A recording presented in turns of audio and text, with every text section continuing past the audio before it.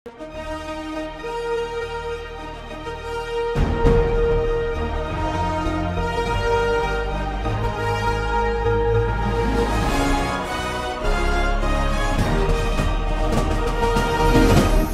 பார்த்து கொண்டிருப்பது உங்கள் ஜாஷ்வா டிவி. சகல ஜனங்களுக்கும் நற்செய்தி.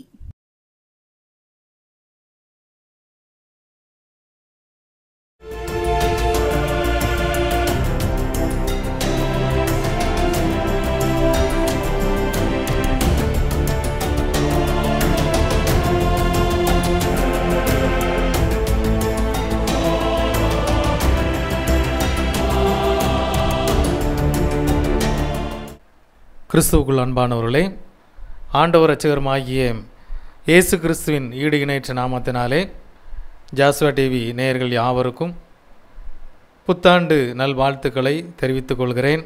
இந்த நாளிலும் ஆண்டவருடைய கிருபை, அவருடைய இரக்கம் இந்த ஆண்டு முழுவதுமாய் நம்மை வழி நடத்துவதாக. சிந்திக்கும்படியாக தெரிந்து கொண்ட வார்த்தையானது உபாகமத்தின் புஸ்தகம் 1 அதிகாரம் 11 வசனம். நீங்கள் இப்பொழுது இருக்கிறதை பார்க்கிலும் 1000 மடங்கு அதிகமாகும்படி உங்கள் பிதாக்களின் தேவனாகிய கர்த்தர் உங்களுக்கு சொல்லியபடியே உங்களை ஆசீர்வதிப்பாராக. தலைகளை தாழ்த்தி தேவாதி தேவனை நோக்கி பார்ப்போம். ஆசீர்வதிக்கும் தேவன் உன்னை ஆசீர்வதிப்பாரே. ஆசீர்வதிக்கும் தேவன் உன்னை ஆசீர்வதிப்பாரே. ஆபிரகாமை ஆசீர்வதித்தவர் ஆசீர்வதிப்பாரே. ஈசாக்கை ஆசீர்வதித்த தேவன் ஆசீர்வதிப்பாரே. எங்களை அதிகமாக நேசிக்கிற நல்ல பரம தகப்பனே, மகிமை நேரம் செய்தி வேலைக்காக உமக்கு நன்றி செலுத்துகிறோம். விசேஷமாக இந்த புதிய ஆண்டிலும் ஆண்டவரே உம்முடைய வார்த்தைக்காக உம்முடைய சமூகத்திலே காத்திருக்கிறோம். உம்முடைய கிருபையினாலும் இரக்கங்களினாலும் எங்களை முடிசூட்டி வழிநடத்துகிற ஆண்டவர், இந்த புதிய ஆண்டிலும் நீ அவ்விதமாய் எங்களை வழிநடத்தும்படியாய் உடைய பாதத்திலே கெஞ்சி மன்றாடுகிறோம். எங்களோடு பேசுங்க. உடைய வார்த்தை என்கிற மன்னாவினால் எங்களை போஷித்து வழி நடத்துங்க. பொறுப்படுத்துகளும் வழி நடத்துங்க. சகல துதியும் கனமும் மகிமையும் வல்லமையும் தேவரீர் ஒருவருக்கே செலுத்துகிறோம். மீட்பர் இரட்சகரும் ஆகிய இயேசு கிறிஸ்துவின் மூலம் ஜெபம் கேளும் நல்ல பிதாவே, ஆமேன். கிறிஸ்துவுக்குள் அன்பானவர்களை, மீண்டுமாய் உங்களை யாவரையும் அன்போடு வாழ்த்தி வரவேற்கிறேன். இந்த நாளிலும் சிந்திக்கும்படியாக தெரிந்து கொண்ட வார்த்தையானது ஆசீர்வதிக்கும் தேவன். நாம் வாசித்த இந்த வேத போதியின்படியாக கர்த்தர் உங்களுக்கு சொல்லியபடியே உங்களை ஆசீர்வதிப்பாராக. இங்கே இந்த வார்த்தையானது தேவ மனுஷனாகிய மோசே இஸ்ரவேல் ஜனங்களிடம் சொல்லுகிறார். ஆண்டவராகிய இயேசு கிறிஸ்து அவர் உங்களுக்கு சொன்னபடியே உங்களை ஆசீர்வதிப்பார் என்று சொல்லி. கிறிஸ்துவுக்குள் அன்பானவர்களே, ஆண்டவர் அவர் நம்முடைய வாழ்விலே கொடுத்திருக்கிற வாக்கு தத்தங்களை நிறைவேற்ற வல்லமுள்ளவராய் இருக்கிறார். ஒருவேளை இந்த புதிய ஆண்டினுடைய முதல் நாளிலே வாக்குத்தத்த வசனங்களை நாம் பெற்றிருக்கலாம். இந்த வாக்குத்தத்த வசனங்கள் நம்முடைய வாழ்விலே அது கிரியை செய்யும்படியாக அந்த வார்த்தையை நான் நம்முடைய வாழ்விலே அபியாசப்படுத்தும்படியாக அதற்காக நாம் ஆண்டவருடைய சமூகத்திலே காத்திருந்து ஜெபிக்க அழைக்கப்படுகிறோம். இந்த வார்த்தையானது அது நம்முடைய வாழ்விலே கிரியை செய்கிறதா இருக்கிறது. அந்த வார்த்தையின் மூலமாய் நம்முடைய வாழ்க்கையின் சூழ்நிலைகளிலே நம் தேவனோடு இணைந்த ஒரு வாழ்க்கை வாழும்படியாய் நம்ம அர்ப்பணிக்கின்ற பொழுது ஆண்டவர் நம்முடைய வாழ்விலே அவர் சொன்னபடி ஆசீர்வதிக்க வல்லை முழுவராய் இருக்கிறார். என்னாகமம் 23 அதிகாரம் 19 வசனம் சொல்லுகிறது, பொய் சொல்ல தேவன் ஓர் மனிதர் அல்ல, மனம் மாற அவர் ஒரு மனுபுத்திரனும் அல்ல. அவர் சொல்லியும் செய்யாதிருப்பாரோ, அவர் வசனித்தும் நிறைவேற்றாதிருப்பாரோ என்று சொல்லி இந்த வேத வசனம் சொல்லுகிறது. தேவனுடைய வசனமெல்லாம் ஆம் என்றும் ஆமேன் என்றும் இருக்கிறது என்று சொல்லி நாம் வேதத்திலே பார்க்கிறோம். அவருடைய பிள்ளைகளாக நம்மை ஆசீர்வதிப்பதே அவருடைய சித்தமாக இருக்கின்றது. ஒருவேளை இந்த புதிய ஆண்டிலே நாம் என்னென்ன ஆசீர்வாதங்களுக்காய் ஆண்டவருடைய சமூகத்திலே காத்திருக்கிறோமோ அந்த ஆசீர்வாதங்களை எல்லாம் ஆண்டவர் தர அவர் வல்லமுள்ளவராய் இருக்கிறார். நாம் அவருடைய சமூகத்திலே காத்திருக்கின்ற பொழுது, ஜெபிக்கின்ற பொழுது, அவருடைய சித்தத்தின்படியாய் நம்முடைய வாழ்க்கையை அமைத்து கொள்கின்ற பொழுது அதை எல்லாவற்றையும் நிறைவேற்ற அவர் வல்லமுள்ளவராய் இருக்கிறார். வேதத்திலே நாம் பார்த்தோம் என்று சொன்னால் உபாகமம் 7ஆம் அதிகாரம் 14ஆம் வசனம் சொல்கிறது, சகல ஜனங்களை பார்க்கிலும் நீ ஆசீர்வதிக்கப்பட்டிருப்பாய் என்று சொல்லி ஆண்டவர் தம்முடைய ஜனத்தை அவர் ஆசீர்வதிக்கவே விரும்புகிறார். இந்த ஆண்டிலும் அவ்விதமாய் ஆண்டவர் நம்முடைய தேவைகளை எதுவாய் இருப்பினும் அவர் சந்தித்து நம்மை ஆசீர்வதிக்க வல்லமுள்ளவராய் இருக்கிறார். ஆண்டவருடைய ஆசீர்வாதங்கள் நம்முடைய வாழ்விலே எப்படி இருக்கும் என்று சொல்லி ஒரு சில காரியங்களை நாம் தியானிக்க இருக்கிறோம்.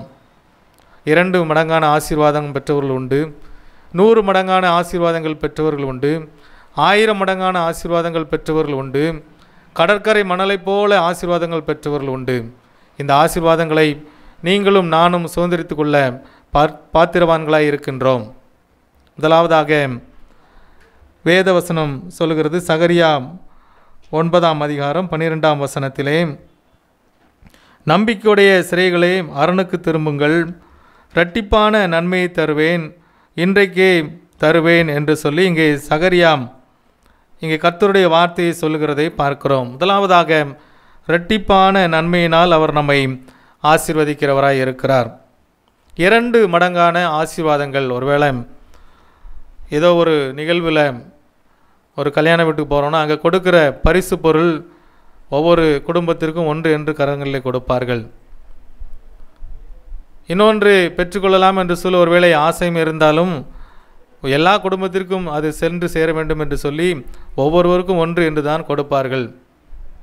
ஆனால் 2 பரிசு பொருட்களை ஒருவேளை நம்முடைய கரங்களிலே கொடுத்தார்கள் என்று சொன்னால் மிகவும் மகிழ்ச்சியாக இருக்கும்.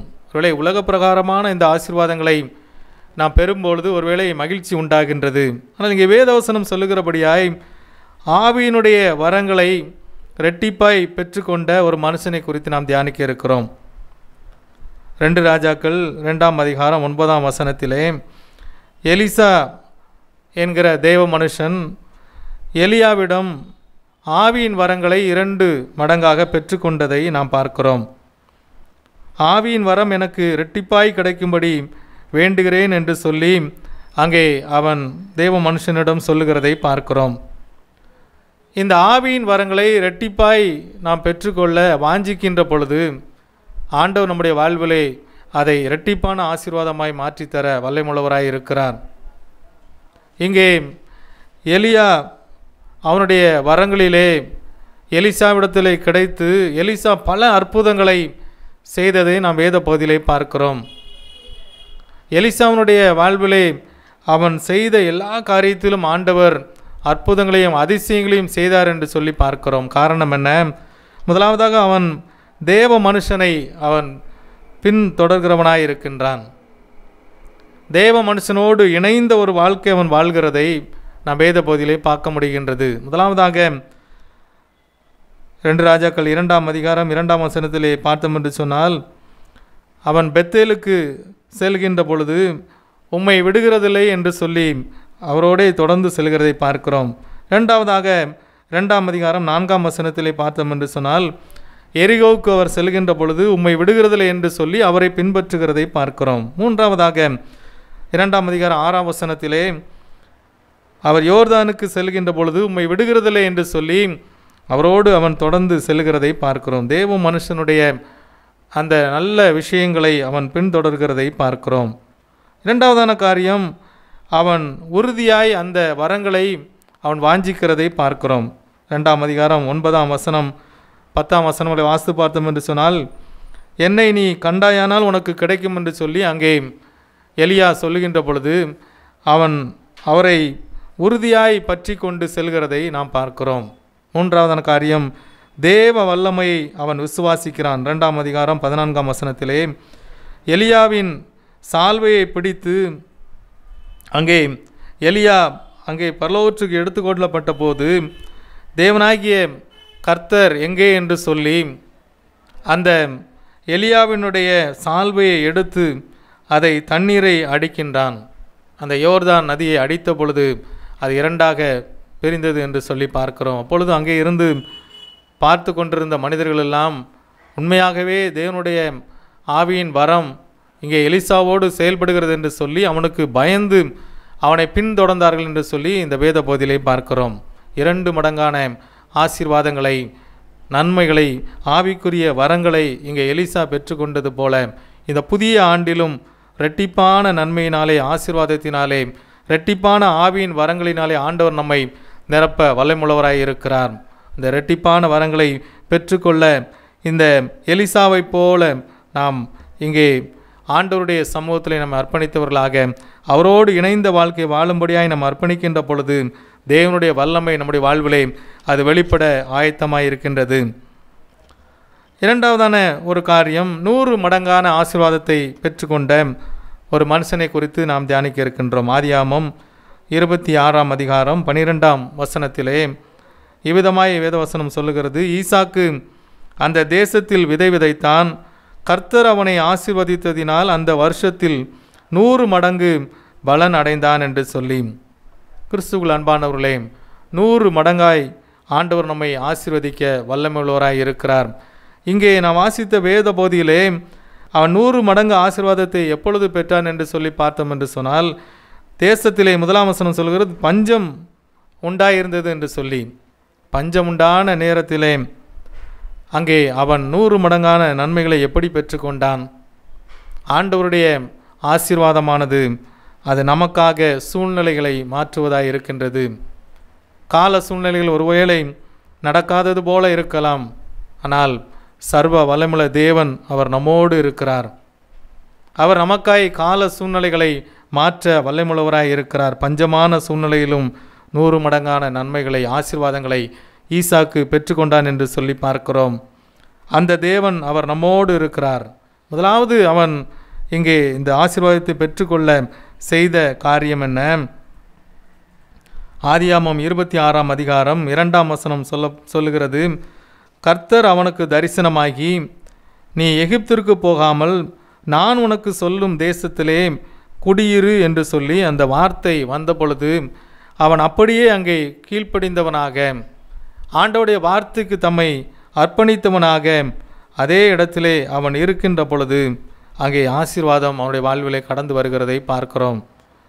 கிறிஸ்துவுக்குள் அன்பான தேவ ஜனமே, நம்முடைய வாழ்விலும் ஒருவேளை இந்த வேத வசனம் சொன்னபடியாக 100 மடங்கான ஆசீர்வாதங்களை, நன்மைகளை நாம் சுதந்திரித்து பெற்றுக்கொள்ள வேண்டும் என்று சொன்னால் ஆண்டவருடைய வார்த்தைக்கு கீழ்ப்படிய நம்மை அர்ப்பணிக்க அழைக்கப்படுகிறோம்.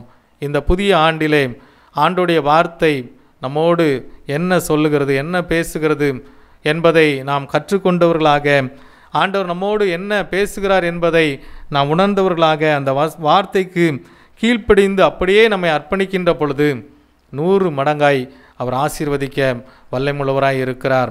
100 மடங்கான ஆசீர்வாதங்களை நாம் பெற்றுக்கொள்ள நம்மையே முதலாவது ஆண்டவருடைய சமூகத்திலே அர்ப்பணிப்போம்.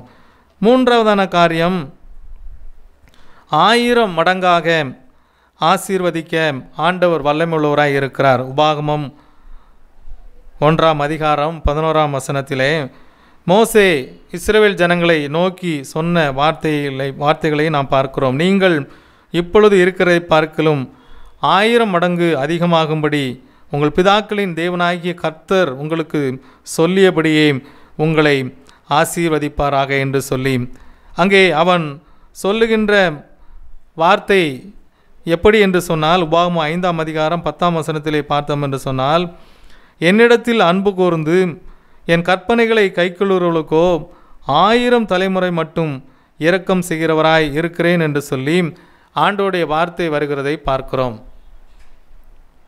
இங்கே மோசே சொன்னது போல தேவனாகிய கர்த்தர் உங்களுக்கு சொல்லியபடியே என்ற வார்த்தையின் பிரகாரமாக ஆண்டவருடைய கற்பனைகளை கைக்கொள்வர்களாக, தேவனிடத்திலே அன்பு செலுத்துகிறவர்களாக நாம் வாழ்கின்ற பொழுது 1000 மடங்கான நன்மைகளை, ஆசீர்வாதங்களை பெற்றுக்கொள்ள முடியும்.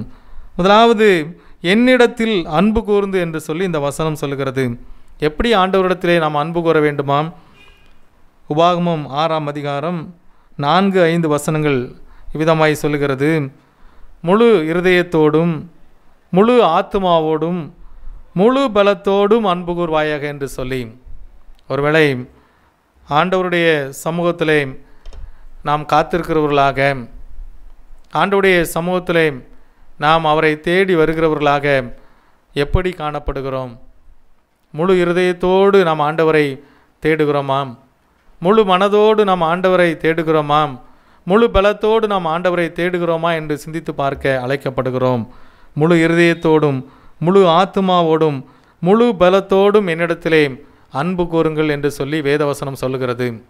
ஆண்டவருடைய சமூகத்திலே நம்முடைய முழு பலத்தையும் செலுத்தி முழு இருதயத்தோடும் நாம் ஆண்டவருடைய சமூகத்தில் அன்பு செலுத்துகிறவர்களாய் காணப்படுகின்ற பொழுது ஆண்டவர் நிச்சயமாய் நம்முடைய வாழ்விலே 1000 மடங்கு அவர் ஆசீர்வதிக்க வல்லமையுள்ளவராய் இருக்கிறார்.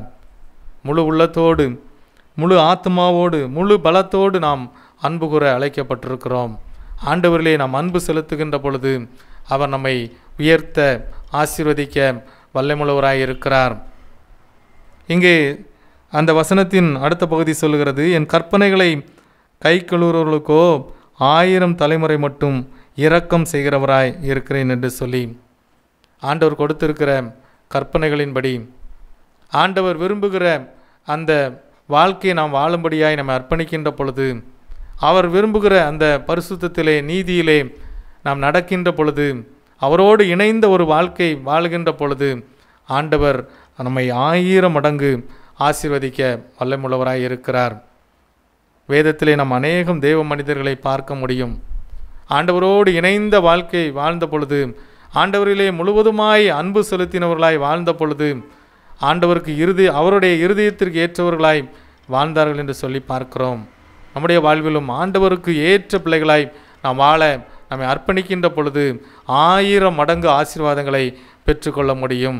இறுதியான ஒரு காரியம், ஆதியாகமம் 22ஆம் அதிகாரம் 17ஆம் வசனம் சொல்லுகிறது, நான் உன்னை ஆசீர்வதிக்கவே ஆசீர்வதித்து உன் சந்ததியை வானத்து நட்சத்திரங்களைப் போலவும் கடற்கரை மணலைப் போலவும் பெருகவே பெருக பண்ணுவேன் என்று சொல்லி அங்கே ஆபிரகாமுக்கு ஒரு ஆசீர்வாதமான வார்த்தை வருகிறதை நாம் பார்க்கிறோம். 4வதாக, வானத்து நட்சத்திரங்களைப் போலவும் கடற்கரை மணலைப் போலவும் நம்மை ஆசீர்வதிக்கிற ஆண்டவர். முதலாவது பார்த்தோம், 2 மடங்காய் ஆசீர்வதிக்கிறவர், 100 மடங்காய் ஆசீர்வதிக்கிறவர், 1000 மடங்காய் ஆசீர்வதிக்கிறவர் என்று சொல்லி நிறைவாக அவர் கோடா கோடியாய் நம்மை ஆசீர்வதிக்கிறவர். கடற்கரை மணலைப் போல அவ்வளவு திரளான ஆசீர்வாதங்களாய் நம்மை நிரப்ப அவர் வல்லமுள்ளவராய் இருக்கிறார். ஒருவேளை நாம் நினைக்கலாம், ஆசீர்வாதம் என்று சொல்லுகின்ற பொழுது, ஆசீர்வாதமான செய்தியை நாம் கேட்கின்ற பொழுது அந்த ஆசீர்வாதத்தை சுதந்திரித்து பெற்றுக்கொள்ள அநேகம் காரியங்களை, அநேக அர்ப்பணிப்பை நாம் செலுத்த கடமைப்பட்டவர்களாக இருக்கிறோம். இங்கே ஆபிரகாம் செய்த காரியம் என்ன? ஈசாக்கை பலி செலுத்தும்படியாக ஆண்டவருடைய வார்த்தை வருகின்ற பொழுது அவன் தன்னுடைய ஏக சுதன் என்று பாராமல், தன்னுடைய முதிர் வயதிலே ஆண்டவர் கொடுத்த வாக்குத்தத்தத்தின்படி பெற்றுக்கொண்ட மகன் என்று சொல்லி எண்ணாமல் ஆண்டவருடைய வார்த்தையின்படியாய் அவனை பலியிடும்படியாய் அங்கே மோரியா அங்கே மலைக்கு அவன் செல்லுகிறதை பார்க்கிறோம். பலியிடுவதற்காய் அவனை அர்ப்பணிக்கின்றான். கிறிஸ்துக்குள் அன்பான தேவ ஜனமே, அந்த சூழ்நிலையில்தான் இந்த வார்த்தை தேவ தூதனால் வருகின்றது.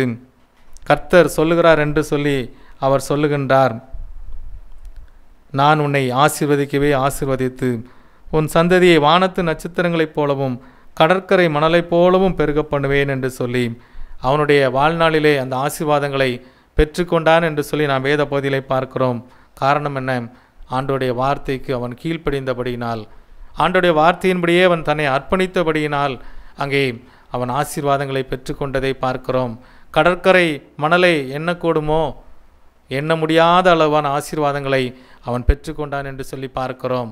கிறிஸ்துவுக்குள் அன்பான தேவஜனமே, கர்த்தர் அவன் எப்படியெல்லாம் ஆசீர்வதித்தார் என்று சொல்லி ஆதியாகமம் 13ஆம் அதிகாரம் 14 முதல் 17 வசனங்களை நீங்கள் வாசித்து பார்த்தீர்கள் என்று சொன்னால் நிறைவான ஆசீர்வாதங்களை கொடுத்து அவர் வழி நடத்தினார் என்று சொல்லி பார்க்கிறோம்.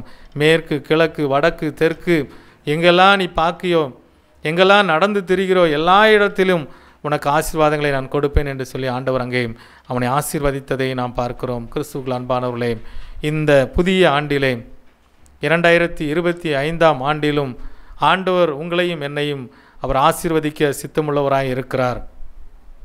நாம் செய்ய வேண்டிய காரியங்கள் என்ன? 2 மடங்கான ஆசீர்வாதங்களை பெற்றுக்கொள்ளும்படியாக நாம் வேதத்திலே அங்கே பார்த்த அந்த தேவ மனுஷனைப் போல எலிசாவை போல ஆவியின் வரங்களை பெற்றுக்கொள்ள நாம் வாஞ்சிக்க வேண்டும். அவன் ஆண்டவருடைய அந்த வரத்தை பெற்றுக்கொள்ளும்படியாக தேவ மனுஷனை அவன் பின்தொடர்ந்தான் என்று சொல்லி பார்க்கிறோம். உறுதியாக இருந்தான் என்று சொல்லி பார்க்கிறோம். அந்த நன்மைகளை அவன் விசுவாசித்து பெற்றுக்கொண்டான் என்று சொல்லி பார்க்கிறோம். அதுபோல 100 மடங்கான ஆசீர்வாதத்தை பெற்றுக்கொண்ட ஈசாக்கு ஆண்டவருடைய வார்த்தையின்படியே கீழ்ப்படிந்து நடந்தான் என்று சொல்லி பார்க்கிறோம். 1000 மடங்கு அங்கே நன்மைகளை பெற்றுக்கொள்ள மோசே இஸ்ரவேல் ஜனங்களுக்கு அவன் போதித்து அவன் ஆண்டோடைய வார்த்தைக்கு கீழ்ப்படியும்படியாக, அப்படியே அன்பு செலுத்தும்படியாக, கற்பனைகளை கைக்கொள்ளும்படியாக அறிவுறுத்துகிறதை நாம் பார்க்கிறோம்.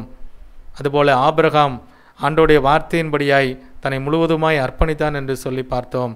இந்த புதிய ஆண்டிலே, இந்த முதல் ஆண்டவருடைய சமூகத்திலே நம்மை அர்ப்பணிக்கின்ற இந்த முதல் நாளிலே நாம் ஆண்டவருடைய அந்த வரங்களை பெற்றுக்கொள்ள, ஆண்டவருடைய நன்மைகளை ஆசீர்வாதங்களை பெற்றுக்கொள்ள நம்மையே அர்ப்பணிக்க அழைக்கப்படுகிறோம்.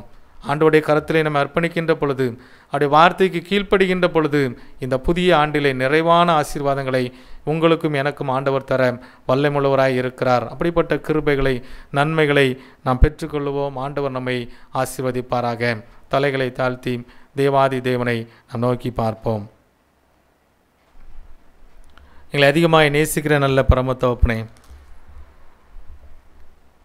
இந்த புதிய ஆண்டிலும் இந்த முதலாவது மாதத்திலும் உடைய சமூகத்தில் நாங்கள் வந்து நிற்கிறோம். அப்பா, நீர் எங்களை ஆசீர்வதிக்க வல்லமுள்ள தேவன் என்று சொல்லி நாங்கள் தியானித்தோம். இந்த புதிய ஆண்டிலும் நான் உன்னை ஆசீர்வதிக்கவே ஆசீர்வதித்து உன்னை பெருகவே பெருக பண்ணுவேன் என்று சொல்லி வாக்கு பண்ணியிருக்கீங்க.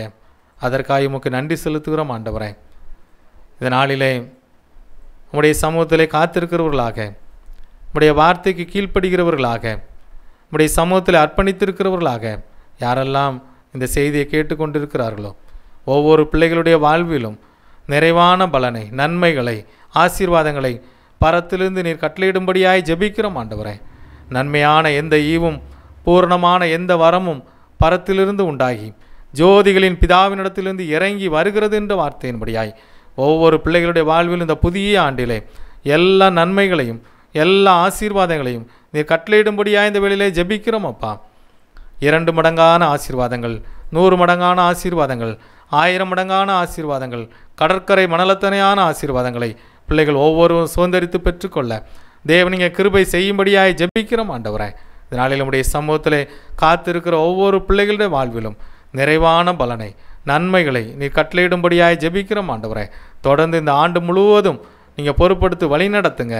ஒவ்வொரு நாளும் உடைய ஆசீர்வாதத்தினாலே நிரப்பி வழிநடத்தும்படியாய் ஜெபிக்கிறோம் ஆண்டவரே. உடைய வார்த்தையை கேட்டு அதன்படி நடக்க நாங்கள் எங்களையே அர்ப்பணிக்கிறோம் அப்பா. எங்களையே உடைய சமூகத்தில் அர்ப்பணிக்கிறோம் ஆண்டவரே. நீங்கள் பொறுப்படுத்திக் கொள்ளுங்க. உடைய நன்மையினாலும் கிருபையினாலும் இந்த ஆண்டு முழுவதும் நிறைத்து ஆசீர்வதித்து வழிநடத்தும்படியாய் ஜெபிக்கிறோம் அப்பா. பெரிய காரியங்களை செய்யுங்க, பொறுப்படுத்திக் கொள்ளுங்க, வழி நடத்துங்க. சகல துதியும் கனமும் மகிமையும் வல்லமையும் தேவரீர் ஒருவருக்கே செலுத்துகிறோம். மீட்பரட்சகருமாகிய இயேசு கிறிஸ்துவின் மூலம் ஜெபம் கேளும் எங்கள் ஜீவனுள்ள நல்ல பிதாவே. ஆமேன்.